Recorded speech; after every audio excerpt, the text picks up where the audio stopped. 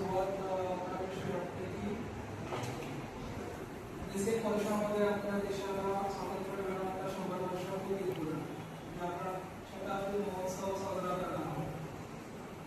या 100 वर्षामध्ये प्रत्येक क्षेत्रामध्ये बदल झालेले आहेत.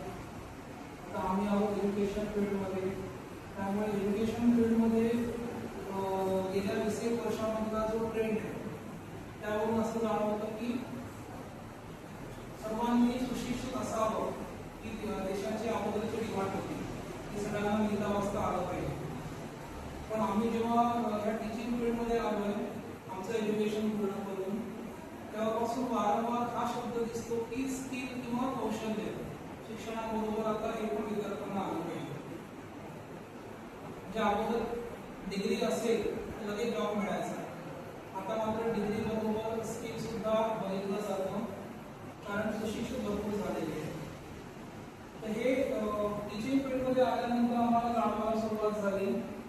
आम्ही लगेचच त्या मोडने आमच्या इन्स्टिट्यूटला नेण्याचा प्रयत्न केला. त्यामध्ये आम्ही सुद्धा जे आहोत की इथे आम्हाला बऱ्याच ठिकाणी अप्रोच करावा लागत नाही. आमच्याकडे बरेच जण ऑपॉर्च्युनिटी घेऊन येतात.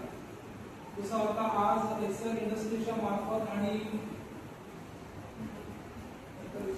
शिक्षण संस्था हे जसं आपल्याकडे आज आलेलं आहे, त्याच्यानुसार आपल्या इथे भरपूर इंडस्ट्रीमुळे सुद्धा भरपूर